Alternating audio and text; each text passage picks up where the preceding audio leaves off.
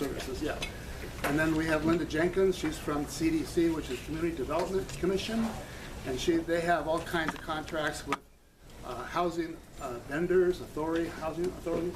And we have, Liz, our 211 person, if you haven't met Liz, you've got to come down and talk to her sometime.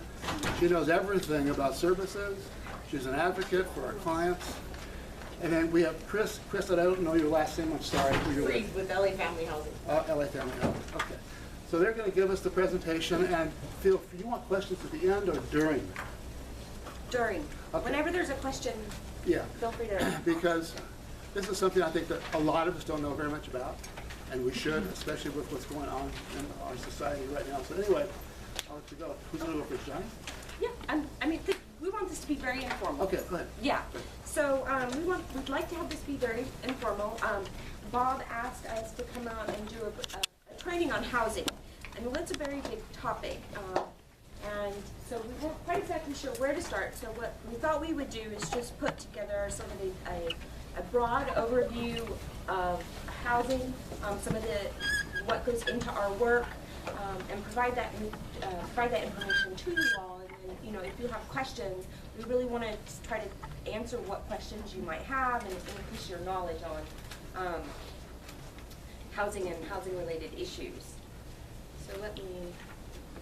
So just again, I work with the Homeless Services Authority. You may or may not have seen, but we just released our homeless count information.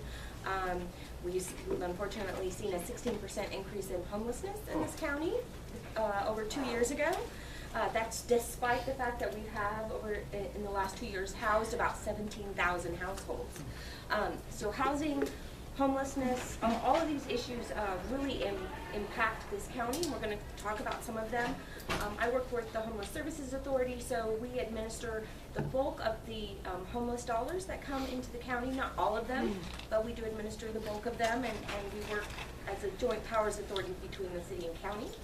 Linda works on the Community Development Block Grants, which help fund a variety of social services and housing-related projects in the county. She also has been a part of the First 5 LA supportive housing program for homeless families, which is a short-term rental assistance program. So you'll bring a lot of great information about county resources. Yes, I'm sure that you will. Liz is going to really be able to answer a lot of questions around connecting to services, and she's going to bring a lot of her experiences. So I'm very excited about what kind of twist she'll throw at us. Every time I meet with Liz, she's got a new question that sort of is always new. Which is interesting. And then Chris Freed is a service provider. She manages an emergency shelter, a transitional housing program, and several rapid rehousing programs out in the San Fernando Valley. So she'll bring the provider experience into this. So we should have a pretty well-rounded panel here for you today. So first we want to talk about what our goals for you by the end of today are really going to be able to understand some of the complications around homelessness. Housing is often seen as a very simple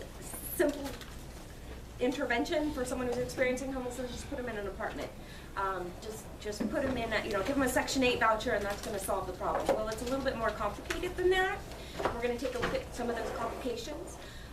We want you to be able to understand really what housing interventions entail and the services that we provide, and how we go about doing our work.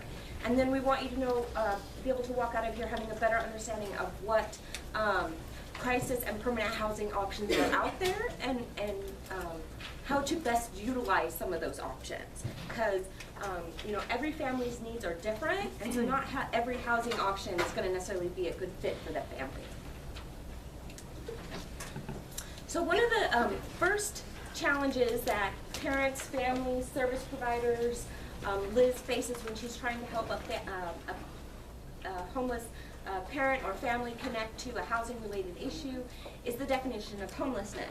So the federal government has the McKinney-Vento-Hart Act, which clearly defines what homeless is, but within that homeless definition, there's several sort of like 1, 2, 3s, and we're going to take a look at some of those. And despite the fact that that is legislation, almost every funding stream and county department or state entity, even county entities, will have a different definition of homelessness.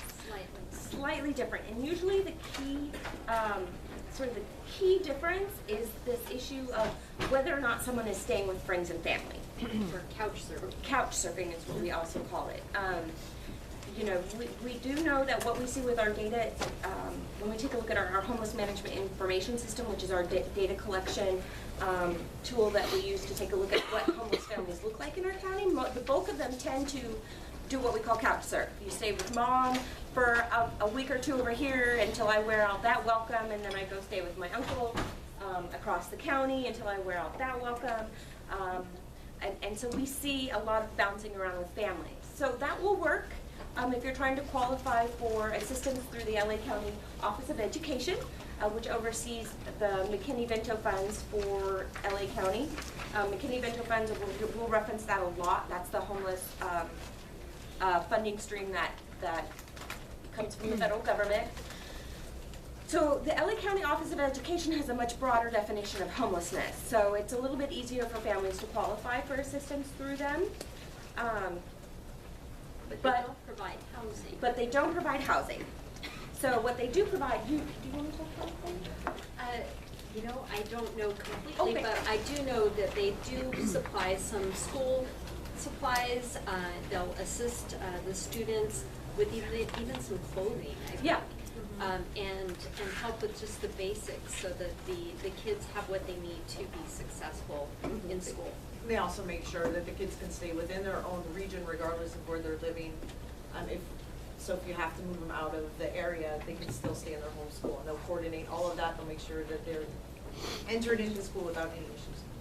And they can provide transportation assistance to the family, usually through like bus tokens, a bus pass, so that that child can get back to their original school. Who will provide the transportation assistance? The school district. The school district. Right, and if there's an issue with the school district, because some are better at this than others, then contact the LA County Office of Education and they will intervene. That always seems to be an issue, is that we can keep a child in the school district Right. or out of the school district. We have no transportation back to the school district. Right, so each school district is required to have a homeless liaison, and that homeless liaison's responsibility is to intervene on behalf of the child and coordinate whatever services that child needs in order to continue going to school and to try to get them in there to stay in their home school. Is there a particular liaison there that we know we can call if that's a problem? Because the worker may not necessarily get back to us. So we want to be able to go directly to somebody about that issue. Sure. So Melissa Schoonmaker oversees the LA County Office of Education for LA County, and I'm happy to send out her contact information, and she will give you a list of all the homeless liaisons in the county. And like Linda said, some of the schools are better than others. Some of them have more resources than others. So it really just kind of depends on how much funding they get from the federal government. Sometimes the school itself might not be as knowledgeable, but the district itself should have a liaison that works with the Office of Education. And if you're they can even help get documentation put together. Backpacks, school supplies, Right. clothing. Uniforms. They can help secure birth certificates, immunization records, all of that kind of stuff. So that's a great resource for you. Then you might run into the Department of Public Social Services. A lot of our families have interactions with DPSS because they're receiving some sort of CalWorks benefit. They have a different definition as well. Their definition is almost as broad as the LA County Office of Education. They include families who, under the HUD guidelines, what we would refer to as imminently at risk of homelessness. So they're, what homeless assistance programs they have can also help families who are, for example, if they receive an unlawful detainer notice, if they receive a 3-day notice to pay or quit. Oftentimes DPSS has one-time assistance available where that family can get assistance with paying some of their back rent if that will bring them current and help them stay in their current housing, or they can provide a security deposit so that the family can secure other housing. I have a question. Yes. The DPSS assistance, one of my clients said that's like a once in a lifetime. Yes. Okay. Yeah. What if you have domestic violence in your home? Can't you get it? An exception, yes. Okay, how many times do you get that exception? So, that's a good question. I've asked DPSS that multiple times. So we have DPSS funds some of our programs, and I'm not completely knowledgeable. We have a liaison that we work with at DPSS that helps us navigate their system, and it gives me a headache on a regular basis. But you can get, they've talked about giving multiple exceptions before. I mean, it really just depends, I think. They try to take some of those on a case-by-case basis, especially if DVs is part of the equation. Also, sometimes they'll make an exception if you have a family who was homeless, moved into permanent housing, and they are now having another homeless episode. Sometimes they can get an exception for that as well. So it's really just about going in and advocating. And then, of course, it depends on who you get as your worker, so you just always advocate. And then you have HUD's definition. This is where we were talking about the 1, 2s, and 3s.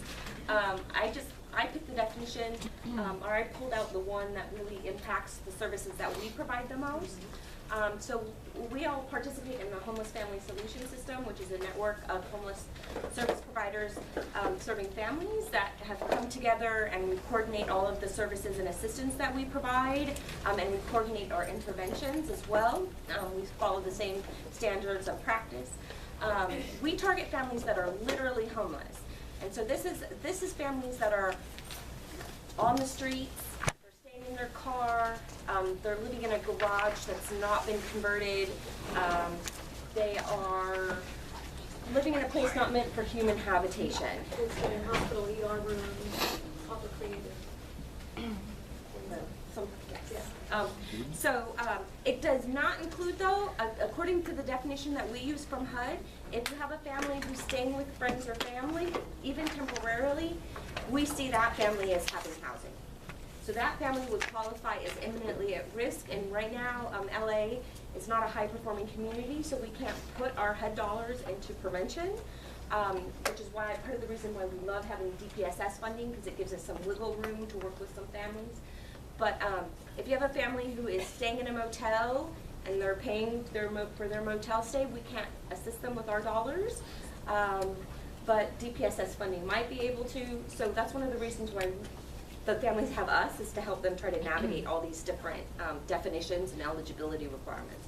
Because under the HUD funding, we really just don't have enough resources to help everybody. But part of what our specialty is knowing all these different definitions and how to navigate each of these different departments and funding streams to help families piece together little bits of assistance here and there, so that we can try to get them stably housed.